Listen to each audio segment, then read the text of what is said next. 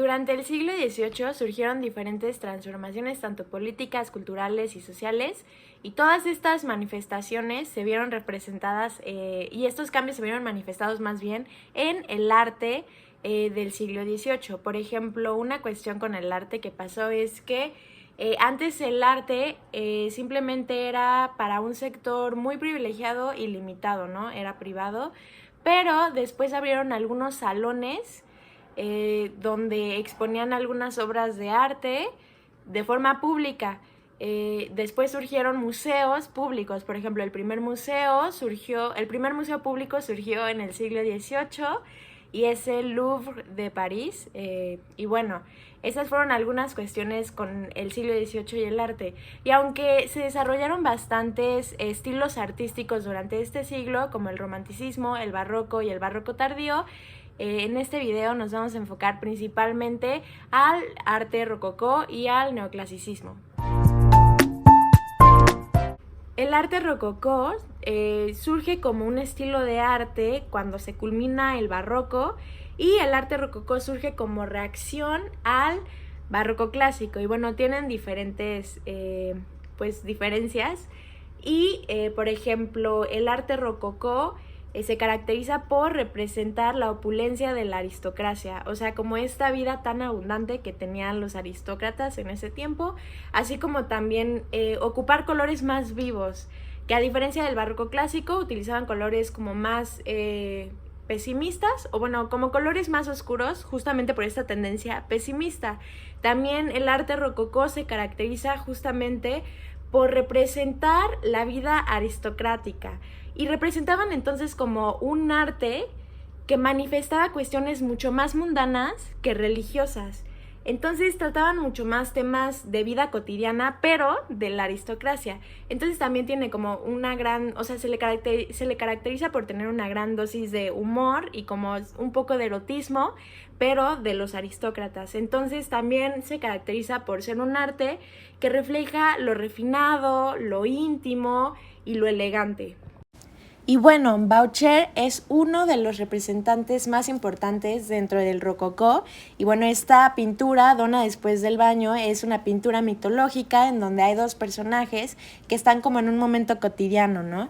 Pero podemos ver que es una pintura que está cargada de desnudos. Pero esta no es la única pintura cargada de desnudos. Está también Desnudo en reposo, en donde Boucher específicamente va tocando normalmente como temas del desnudo femenino, sensualidad y erotismo. Y pues básicamente relacionamos como Boucher a la espiritualidad con el erotismo, porque también el erotismo es una representación y manifestación de lo que es la espiritualidad. El arte neoclasicista igual surge en Francia, así como el arte rococó, pero el arte neoclasicista surge como una propuesta de arte mucho más serena y equilibrada. Mucho más que el arte rococó, porque se pensaba que el arte rococó tenía como este lenguaje reiterativo y vacío. Entonces, como ya habíamos visto antes, el arte rococó pues tocaba más temas sobre la vida aristócrata y tocaba como más de estos lujos y su vida muy mundana, pero llena de lujos y privilegiados del arte, bueno, de los aristócratas en el arte rococó. Y entonces el arte neoclásico surge como esta propuesta como un poco más refrescante, en donde las principales características son la pureza, la exactitud, la luminosidad, también tocan como mucho el tema de la razón y el equilibrio. En el arte neoclasicista se imponen las líneas rectas ante las curvas como una manifestación que había ante esta independencia respecto al poder y a la religión que había en ese momento. Y bueno, para que pudiera surgir el arte neoclásico, tuvo que haber pasado 3 momentos históricos. El primero es la aparición de la Ilustración, que es este movimiento filosófico que apela por la razón y el conocimiento. El segundo momento histórico es la Revolución Industrial, en donde empieza a cambiar como toda esta organización de vida por las industrias, las formas de vivir, la demografía, todo por las industrias. Y el tercer momento fue la Revolución Francesa, donde proclamaban la igualdad, libertad y la fraternidad.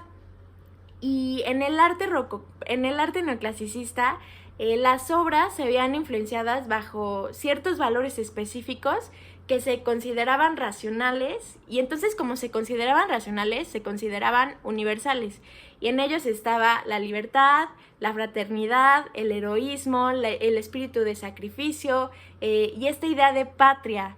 Entonces, normalmente en sus obras de arte había como cierta luminosidad, como ya lo había dicho, así como también cierto equilibrio y cierta proporción.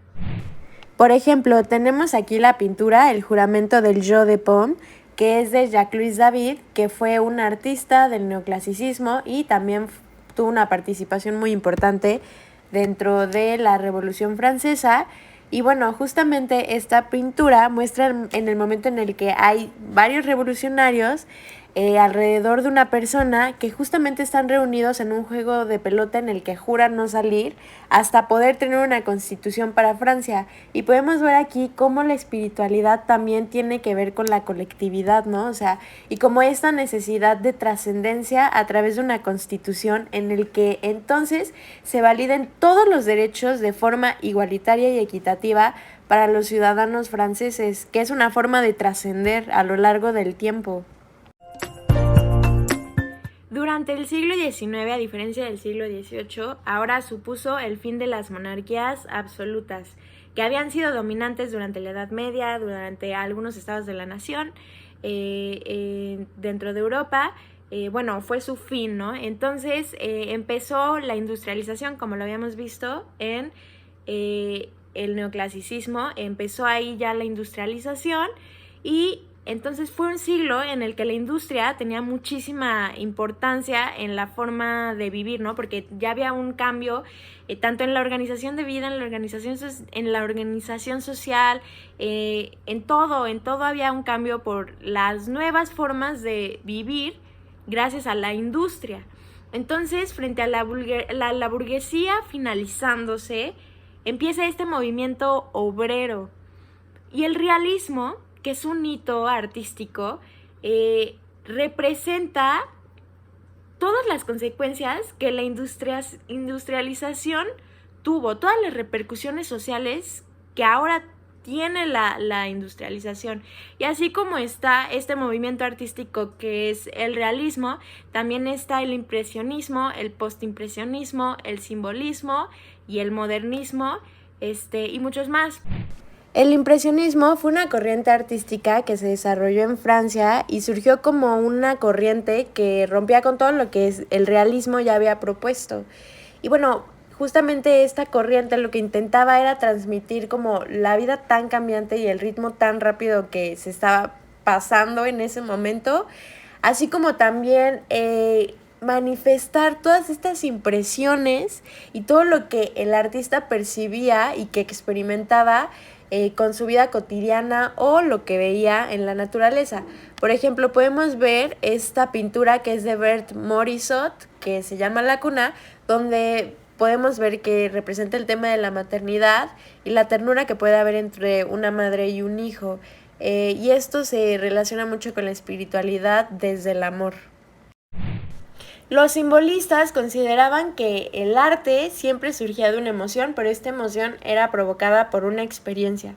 Entonces, normalmente trataban de exteriorizar una idea a través de un análisis profundo de su yo.